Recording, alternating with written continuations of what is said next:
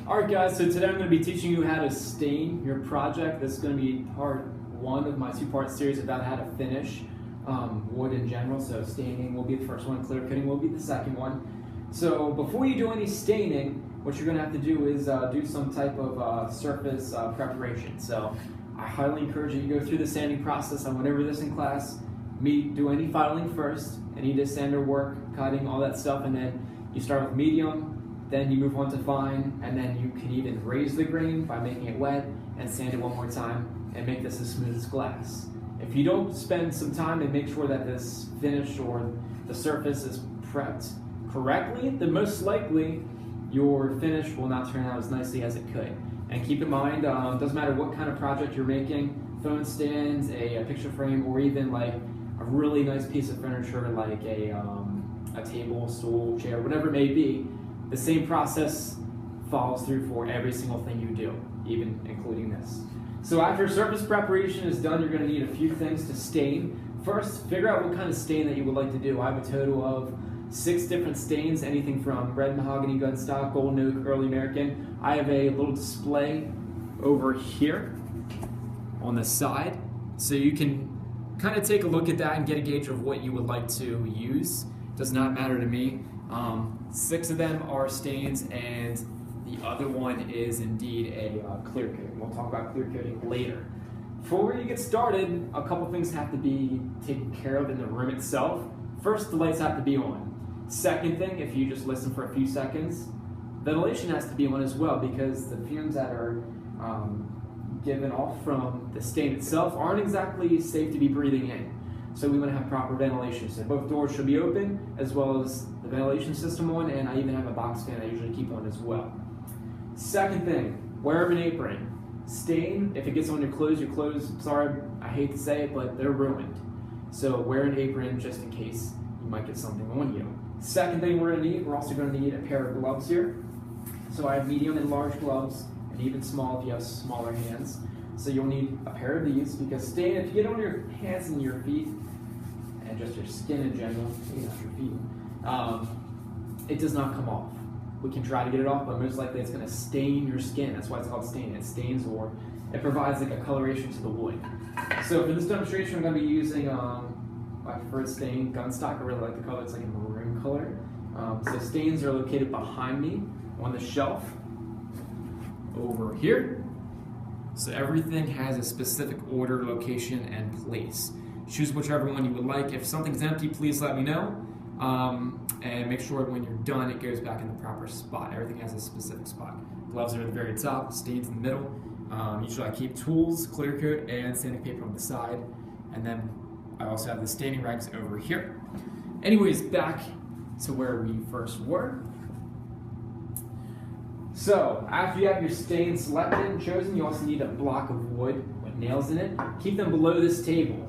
You also need 2 of these little stain rags that I just mentioned earlier, a paper towel, a hammer, as well as a screwdriver. So let's get things started. Very first thing you'll do, you're going to take a stain container, and this outermost lip, the edge, take the screwdriver, jam it in there, and twist or pry up to get the lid opened up. Open it up. Set this in the middle of the table. Set the whole entire thing in the middle of the table. That way you don't accidentally knock it over and waste all this stain. That would really be a shame. You don't want that to happen. Alright, next thing, we're going to be taking one of these pieces, folding them up. Actually, first, shake it off. Try to get any lint off. You don't want that to be on your rag, because it will coat your stain. So shake it off and get rid of that. Fold it up in a nice little package just like this. And for staining, it's a very crude and it's a very easy, it can even be a messy process. We're going to try to keep it as clean as possible. Dip your rag into the stain, get nice and evenly coated. Shouldn't be dripping off, but there should be pretty well saturated, just like this. Then what you're going to do is you take the stain and literally just slop it on there. You don't have to be really careful or specific with how you coat this thing, but when it starts to change color and get like a dull or like a flat finish like that, then that means it's time to go back through, get a little bit more, and just keep coating. And you do not have to be very particular with staining your project. Just go over, get everything coated. You can do all sides, And you want to get every nook and cranny, just like that.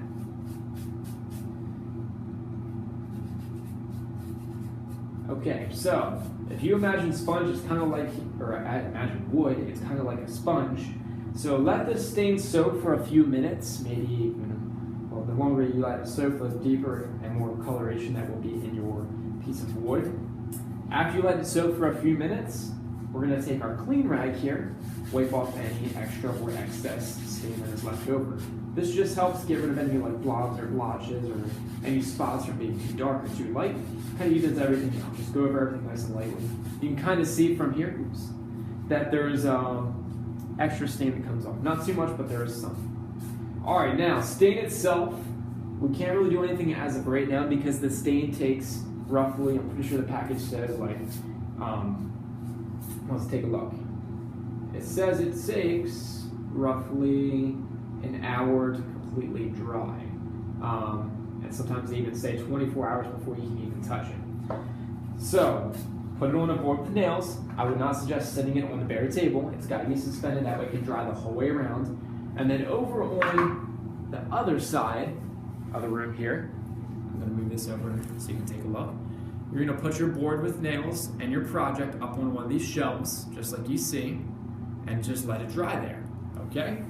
And then after you come back, maybe the next day or during your lunch period, a few hours later, you should be ready to handle this or do whatever you have to do. You can still touch it with your gloves and everything, but make sure that when you're handling this, it should be on top of the board with nails and you're not touching it with your bare skin, okay? After you're completely done, we have to do some cleanup. First thing we need to do, we need to take the lid, put it on top of the jar just like that. And this part's very important. Take a paper towel, put it on top. That way, because we don't have any splatter or any messes, because sometimes I've actually had this happen before, where someone doesn't cover it. What happens is, we have stain that gets stuck in the lip here. And if you just take a hammer and smack it, what happens is that stain has to escape and go somewhere, so it just splatters all over the place. It will ruin your clothes, someone else's clothes, and just make a huge mess. If we put this rag on top, or I should say a paper towel, it'll protect and soak up any of those spritzes that come out. Work your way around in a circular motion to seal everything up. Just like that. You can kind of see all that stuff right there is all that spritz stuff that would have gone on someone else, you, or maybe even the ground floor, whatever it may be. But that's why you use a paper towel. So we're going to put everything back where it belongs, on the shelf. So we have the stain and everything else back here on the shelf. Put the stain back in its proper location. Same with most of these tools. Take your project, put it on that location over there where we keep all of our pieces to dry for your specific class. And the last thing you'll need to do is you'll take your rags and anything that is dirty or like saturated. We're going to take that and we're going to stick that in our special fireproof trash can, which is down here. We're going to open it up, stick it inside, make sure everything is cleaned up, and then that's pretty much it.